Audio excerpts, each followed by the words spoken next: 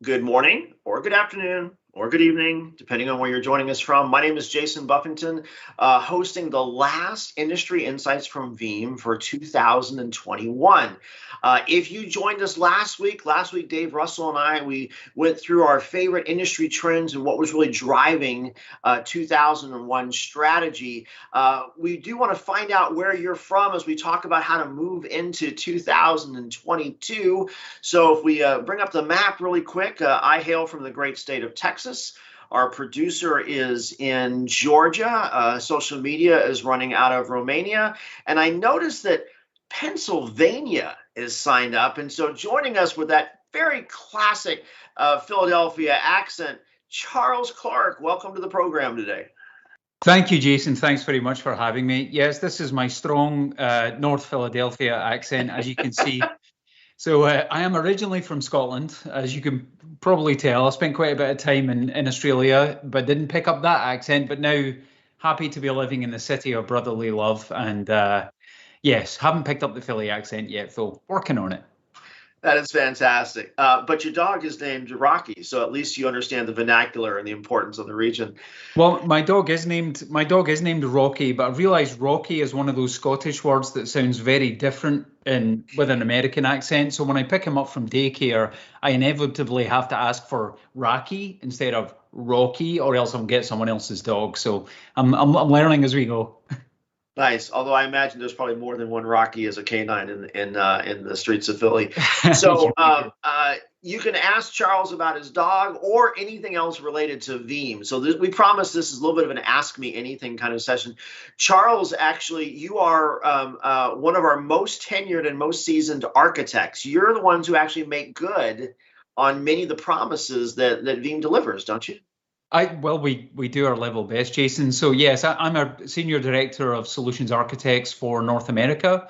So my team effectively architect and do the designs for largest customers around the continent.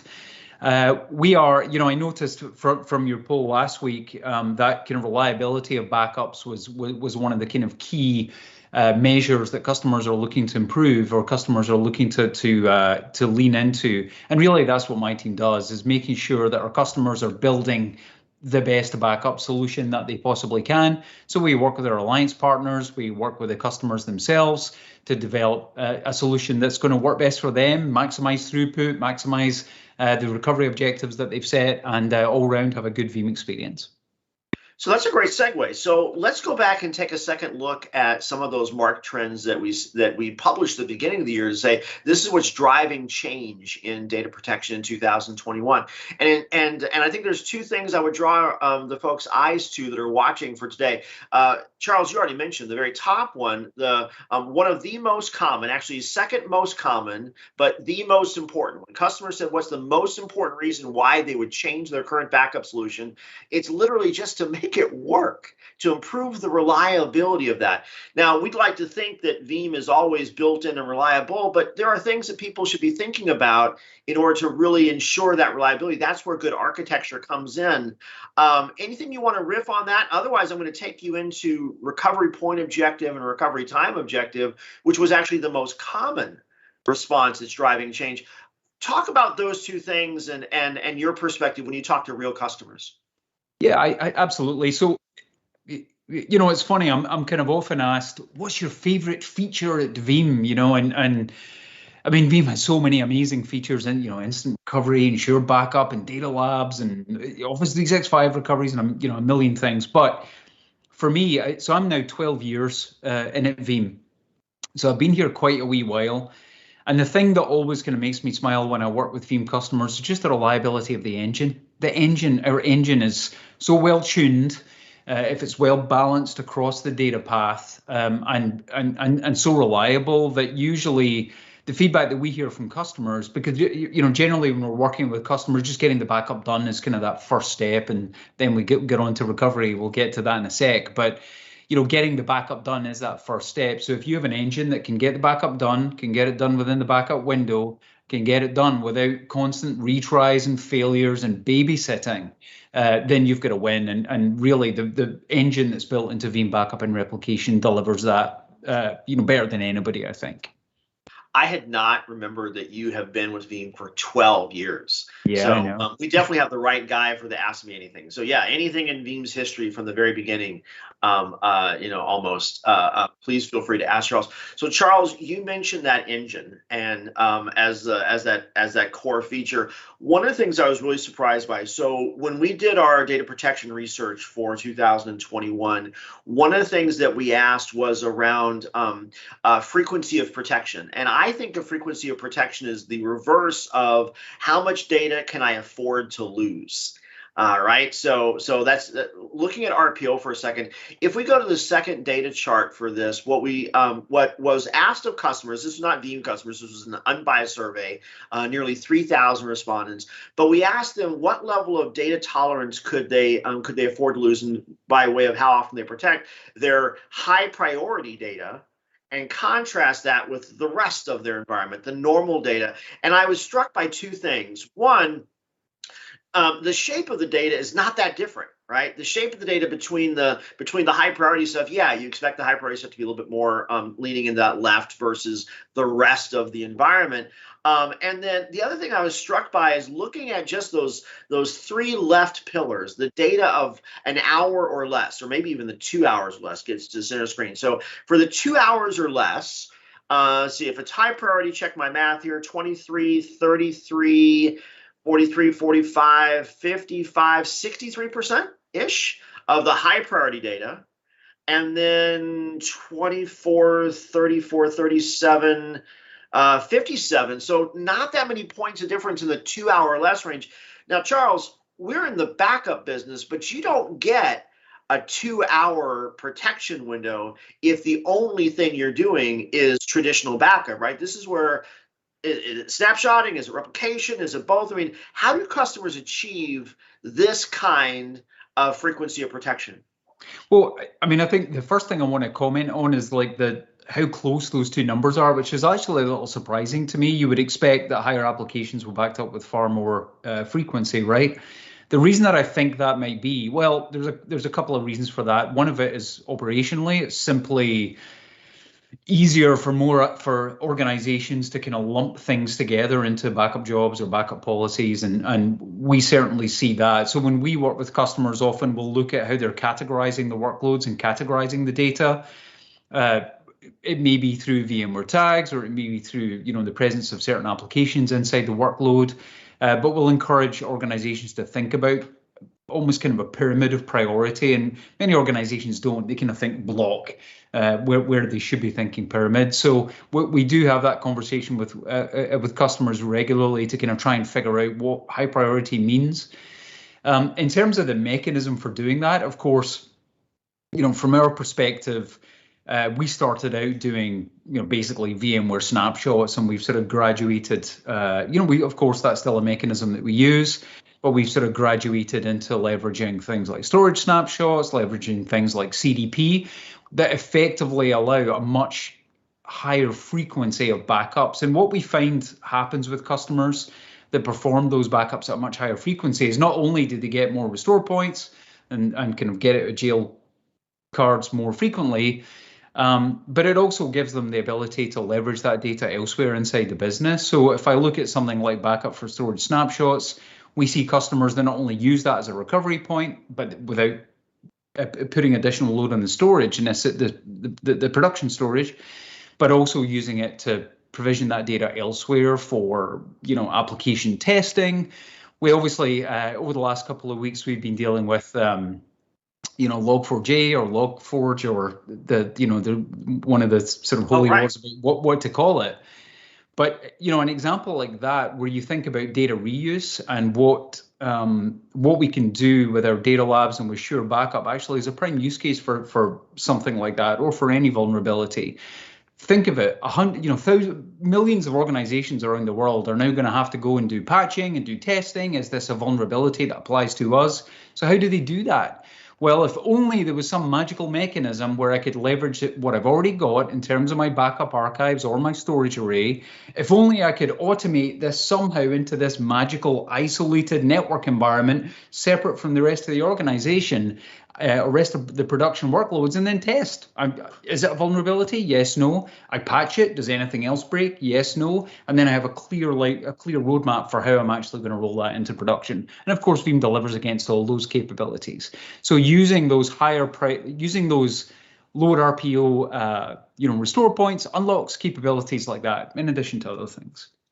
So you bring up roadmaps. So let's talk about what we actually delivered in H1 around some of those things. But you bring up a really interesting point, because one of the things that that was so big for us in 2021 H1 was the release of Veeam Backup and Replication version 11, and continuous data protection was a big part there.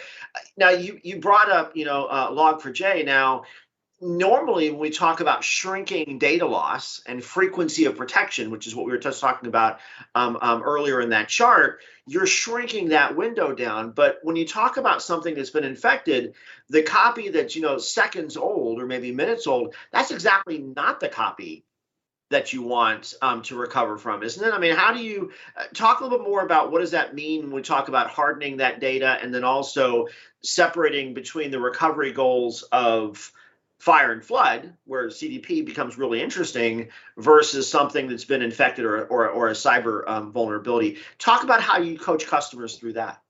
Well, so you say that that's exactly the copy that you don't want, the copy that came from 15 seconds ago, because that's the copy that's infected. It depends what you want to do with that data. If I'm looking at figuring out an attack vector, I'm trying to figure out the vulnerability, I'm trying to look for patterns within that data to see what other systems are affected.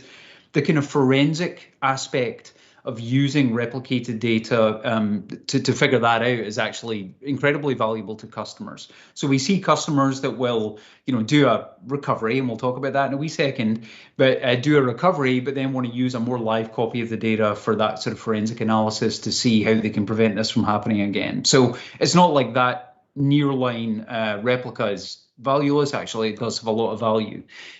In saying that, you're right.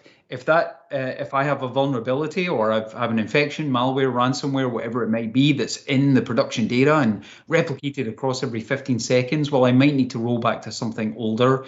Sure. But that's what makes Veeam. That's really what makes Veeam so valuable in this scenario, because Veeam has many different ways, many different places that it can store backup archives. So if we start looking at, right on the slide there, we've got archive to cloud.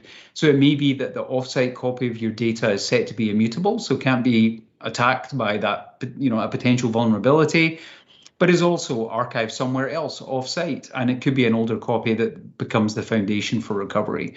So the fact that Veeam can back up, there was an old commercial in the UK. So if there's any other Brits watching this, I think it was a Shinzano Bianco, anytime, any place, anywhere. And I often kind of use this with Veeam, because Veeam can back up anytime to any place, anywhere, and of course recover from those as well. So if you need those older archives, you need that offsite, you need it offline, you need it immutable, then that might be part of your strategy alongside something like continuous data protection. Fair point, fair point. So, and I want to remind folks, so we've gotten just a few folks that have commented on where they're from. So before we refresh the map again, please pile on with where you're dialing in from today. And if you do have a question for Charles, this is a great opportunity to add that in.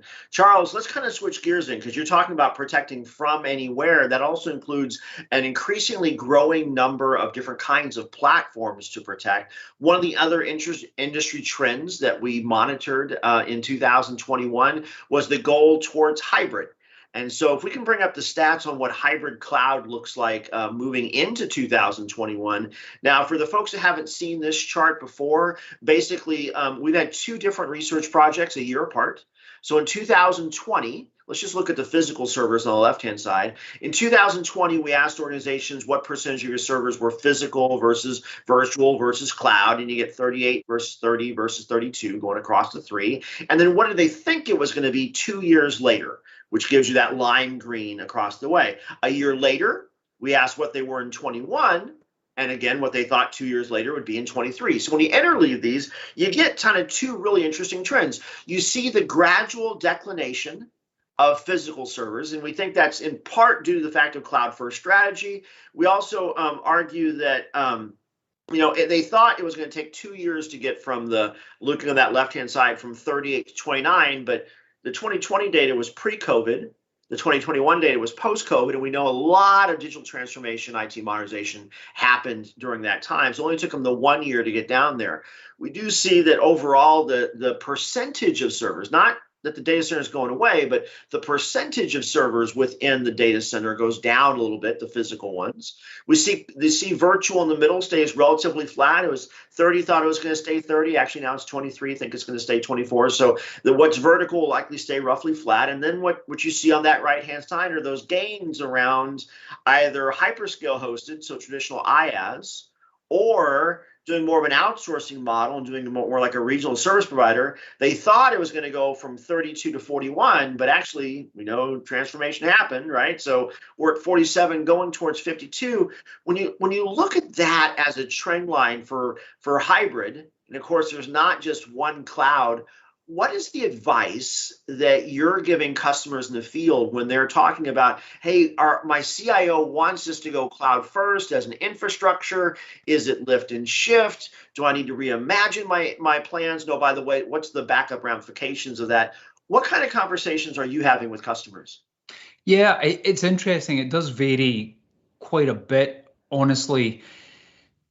For the most part, it comes down to a couple of things. It really comes down to the organization's appetite to refactor applications. And that's a big job and not to be undertaken lightly. So we find that we're finding a lot of customers that are looking at, if I need to build an application, often they will build it in a kind of native, a sort of built in the cloud format. I don't want to, Sure. Cloud native is kind of a loaded term, but it's unlikely if you need to run a website nowadays, you're going to build a virtual machine with, LAMP stack inside it. So we're finding for people that are building new applications in the cloud, they're using those kind of cloud native services. But of course, not all applications that have been running on-prem are appropriate for that. So, I worked with a customer recently that was looking at running SAP and HANA inside Google Cloud Platform.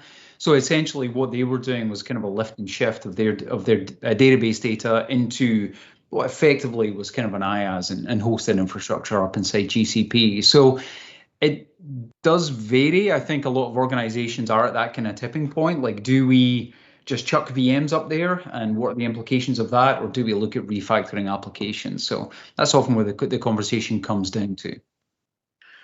So Charles, having been with Veeam for 12 years, when Veeam was 12 years ago, you were just to disk, right? And I think I remember when organizations were first looking at tape, that we were looking at things like VTL, where you would treat disk like tape because you didn't know how to really use disk as a repository. I've heard someone make similar allegations around when we talk about IaaS for many organizations. It's like using cloud like a hypervisor. Right, it's not really the way that you should be using cloud. Yeah. There's a couple different trains of thought on that. Walk through that guidance, and then it's time to visit the map again. Yeah, there's kind of a true, it's sort of a truism or a saying that if you're running VMs in the cloud, you're doing the cloud wrong. But that's not strictly true. However, it's we are seeing with our customers, as I said, that's kind of there are other opportunities in the cloud for running, those data services in a more cloud native form factor, be it through, one of the numerous Kubernetes engines or simply through SaaS services that the cloud providers provide that, we're seeing organizations take advantage of. But it depends, Jason.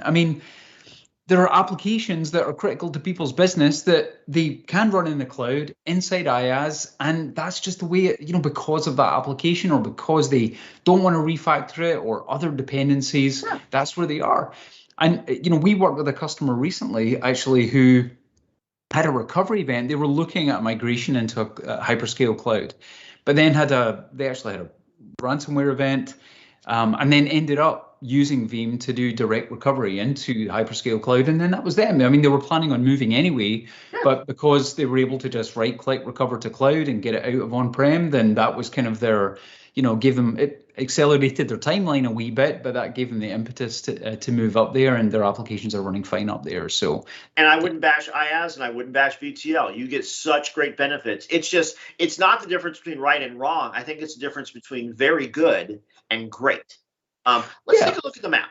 So what do we got so far? So we've got, I love it when Canada's in the house, right? So big chunks of the world turn green. So we see Canada, Texas is representing Morgan. It looks like Michigan is in the house, Ohio, very good on that. So thank you for those of us in the States.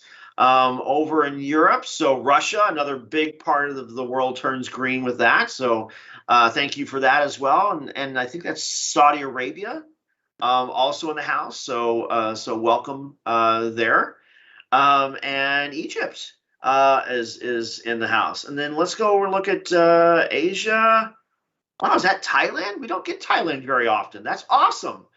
Thank you for joining for the call today. It is not a good hour for y'all, so really thank you for joining along the way. Now, speaking of multinational. Charles, I got to tell you, Dorado on YouTube did confirm it was a Cinzano ad that you were citing from earlier. He also asked the question on, has COVID had an impact in offsite storage on physical media? Meaning, so I guess we're talking a lot about the idea of physical media, meaning tapes and offsite storage. In general, my rule of thumb is that if you're looking for survivable data in that 2 to 3 year range, I love the cloud for that. But if Charles, I hope you watch our earlier episodes. Me and Dave are still a big fan of tape when it comes to that 10-year and beyond retention range. What do you hear from customers when they talk about physical media offsite? So first of all, on the subject of tape, I was here when we introduced support for tape in version 7, I think it was. I was a couple of years into my Veeam journey. You should have heard the cheer when Anton announces this, the sort of internal kickoff for support for tape. So tape still has a lot of love. I mean, it provides, great bang for buck in terms of, dollar per storage. And of course, it's offsite, it's immutable. You stick it under your mattress, no one can get at it. I mean, or Iron Mountain or whatever it may be. But yeah, I mean, what we're seeing, so tape is not dead. And actually, there's been a resurgence in those conversations, particularly around ransomware, because the sort of beauty of, I think actually last week you guys used the phrase integratability. I think you made a new word there, right? So integratability is great, but sometimes in the current climate with ransomware, integratability is not what you want. You need something that isn't integrated, something that is truly offline, and tape provides capability for that. In terms of the impact with COVID, actually with our customers, we haven't really seen a big impact. I mean, I think most of the offsite providers that may take your tapes away, or the storage facilities that will take your tape, obviously I've been following the protocols based on where they are in the world, and everything's kind of been rolling forward just based, modified based on those protocols, but has still been, has still been happening. We haven't seen or heard anything from customers to make me to make me think anything different anyway. So one thing I will add, though, so certainly I think tape has a lot of value across the way. The one thing that I have started hearing a little bit more conversations, for at least from the C-levels on, is the idea that instead of someone coming to my primary facility, so I'm creating the tapes at my primary data location and then moving them from there, doing replication and doing my tape outs from a secondary site. The interesting thing about that scenario is you can take the tapes out of the drive or out of the changer, however that might be, put them on the shelf, and they're already geographically separated from the primary copy of data. So you already, from an auditing and from a regulatory perspective, get off-site tapes without paying for the guy in the white truck to come and take your tapes for you. So doing that replication and doing your tape outs from a secondary site becomes an interesting scenario. I've also heard of a couple service providers that, as part of their backup as a service or their DR as a service, they're doing TAS, they're doing tape as a service, because what most people don't like about tape, it's not the tape of 20 years ago earned its reputation of not always being reliable, of being hard to manage, that kind of thing. The tape in 2021, The only challenge is, swapping them, right? So tape as a service and removing that operational burden. And oh, by the way, still having that monthly e-litigation regulatory copy that is completely isolated, I think is a brilliant suggestion. I think more service providers ought to be looking at tape as a service moving forward. Yeah, we actually do have a. In fact, I'm thinking of one of the. There's one of the Veeam team who's very passionate about tape as a service, but I mean, I think the operational part that you raised there, Jason, is really important because for your customer that was replicating tapes from one site to another and then digging the tape out, that's great. Operationally, I find a lot of organizations, their tape library and the behemoth with all the mechanics and everything that's involved in that is in one location. It's probably unlikely to change, and maybe there's no budget for duplicating that. So from an operational perspective, that can be kind of tricky, but leveraging managed service providers, tape as a service, I think is a great opportunity for sure.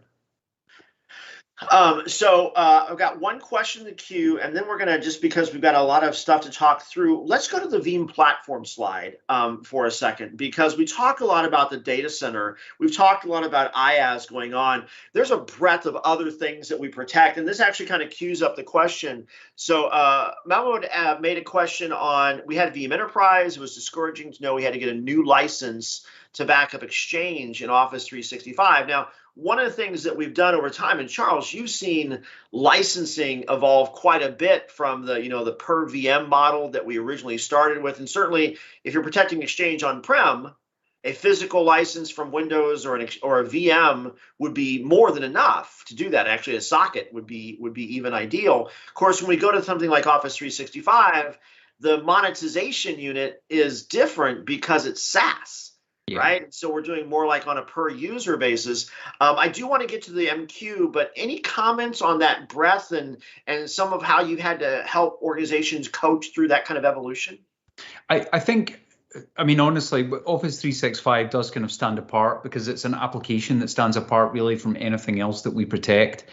So it is a little different. Yeah, the licensing evolution has been, I mean, it's per socket, then it was, per socket with core variants, and I think where we are now with a truly portable license that really can be applied to any workload, Office 365 aside, is has been a winning strategy for our customers, because it means that if they do go into hybrid, if they do move workloads around physical to virtual to cloud, then obviously the license follows them around. So generally the feedback on that has been very positive. And it's much simpler as well from an administration standpoint, both internally and externally.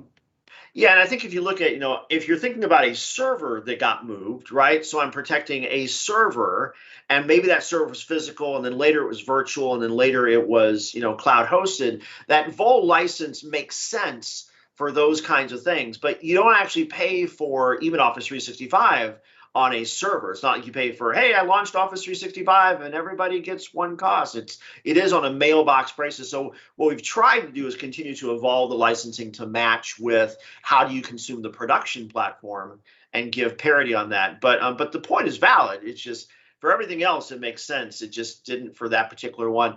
Let's talk about one last thing. So to cap off our year, Gartner Magic Quadrant came out over the summer. That's one of the ways that many vendors will look at comparing one organization for another. We'd love if it was per product versus another, but super excited to hear that, for our fifth time, we're considered a leader by Gartner. For the second time in a row, highest in the ability to execute. And Charles, you are on the leading and the bleeding edge of executing on behalf of Veeam. When customers are talking about things like dropping off of Veritas or Dell or IBM, when they're considering us versus some of the shiny unicorns that are still trying to make their way in the market space, how do you describe Veeam within this landscape? If I had to pick one word, it's flexibility. And what customers are really looking for is something that doesn't paint them into a corner. As we saw earlier on, the kind of journey to the cloud is still happening. The workloads, the refactoring of applications to cloud native, container based is happening. And even just from a hardware and implementation perspective, customers are looking for flexibility in terms of the form factor, in terms of where it sits, in terms of how it's managed. They're looking for flexibility. So, part with Veeam being, of course, 100% software based, and supporting a wide variety of form factors. I mean, basically anything you want. Sure. Then it makes it attractive to our customers. So from a competitive standpoint, we see obviously some appliance vendors coming into the market, but generally generally that sort of flexibility with Veeam in terms of how it gets deployed, how it gets implemented, again, anytime, any place, anywhere, right? Kind of that applies here too. So nice. It is attractive for those customers. All right, I'm going to make that the last word for the Veeam Industry Insights for 2021. This is episode 76. We've been doing this for a year and a half. I can't imagine a better way to finish 2021 and get ready for 2022 than having someone who really lives and breathes this for so long. And the magic word for 2022, flexibility. Flexibility. Thank you for joining the call. For all of those who have tuned in over time and have watched the recast, thank you for joining us for this year. We hope these kinds of insights have been helpful. As always, ask us questions. And again, Charles, thank you for joining on the call today. Thanks so much for having me, Jason, and I'll wish a happy Hogmanay at the end of the year for everybody. You can go and look it up. Fair enough. Thanks for watching. We'll see you in 22. Bye.